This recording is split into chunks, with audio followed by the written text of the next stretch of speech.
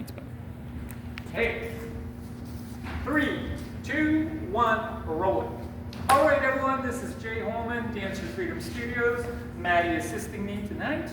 What we did was we talked about giving you 17 years of shortcuts for in the wild, aka social dance form. So what we talked about was really this calibration. We had you take a jump. We call this international ready position because we're ready, we're agile, we can move in any place, any time, fast or slow. Notice the turnout to 11 and 1 o'clock. So instead of drilling 12 o'clock and dancing, we realized that this was less effective. This is more effective. So our base of support, our grounding, increases when we change our turnout.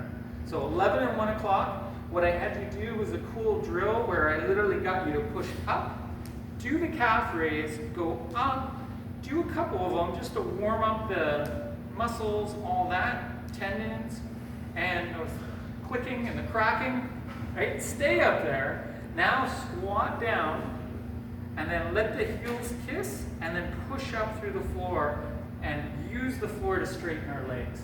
So what that did was that had us big shiny red apples. So think of going up through the floor. This is a ballet technique, and we're actually pushing outward, sternal, and everything. And what we found with this was we lengthen our spine, we use our muscular sling both ways when we did our turns. So we're actually opening up a hip and closing to a shoulder. And that's what created really effective turns. And then the idea of this is doing it both sides, open and closing. But the big thing that we hit home was this point of no more. So the whole idea is we have these points where our arms want to move no more, front and back and wide. So everyone has different wingspans. We identified everyone's frame and positioning and things that are really natural. I had you wave hello, realize that you're not using your arm, you're just using the height of your wrist. And then I said, okay, we can go blues, we can go salsa, we can go country two-step, we can go bachata, we can do all these things in different dances, and it's basically that organic, natural shape, whatever your shape is, just different heights. So no more shoulders up, back, and down, engaging your lats, locking things down, feeling robotic and stiff. We're moving to a place of evolution in our dance and really ergonomic. So it was all about highly effective versus less effective. And then other things we did was we actually started doing drills. So we talked about going from the lunge and using our toe to lead it, and then the knee finishing. So we don't want to land, plant, and then go past with our knee, right? We want to keep the longevity, and then we're using the floor to push back. We did that both sides. We went from here, we talked about rationing our center, our speaker box, back to the foot. We didn't get into this, but really our center defines the foot, the weighted foot. And then the free leg decides and defines which direction I'm going to go. So we did talk about this briefly, is I'm not moving from my center, and I'm not following to my step. I'm actually reaching, projecting, and giving my head somewhere to go. When I do this, my head falls and I'm recovering. So if we want to have better control in our dance, that's what we want to do. And the last thing we did was we played this drill where I push in, Maddie pushes out, I push out, Maddie pushes in, and once we're plugged in, we can start using our levels. We can start puppeting, we can start moving. Now, it might be really creative dancing, you might be tilting, doing things, but in terms of actual dance, here's how it relates. Less effective, more effective. Plugging in.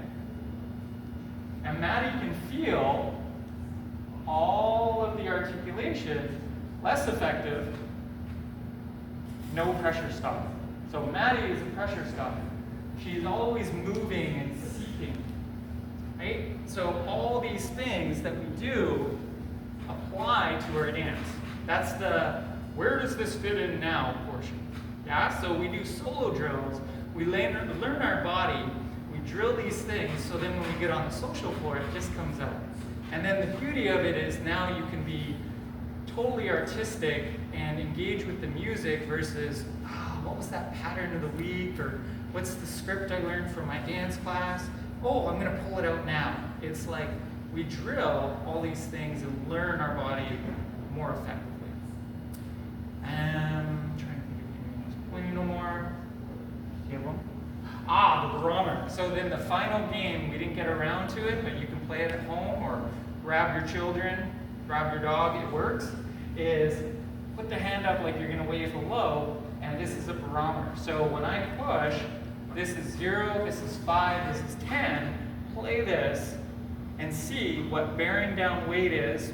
I'm in the front of my space, my toes are stretching, we got a 10. I'm thinking I'm a 6, maybe 4, right? So this lets you know, what can I do differently? So now I set my pitch, boom, I'm in the front of my space, maybe the middle, oh, I got a 5.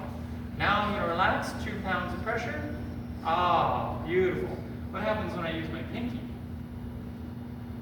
Ah, there you go. So I'm thinking I'm using a lot of force or not, and it changes, right? And so we did this too, we'll go the other way, is if I lean back on my head and shoulders, watch what happens. Right? But if I keep that pitch, and I can wiggle my toes and click my heels, now I got her out of 3. Great job, everyone.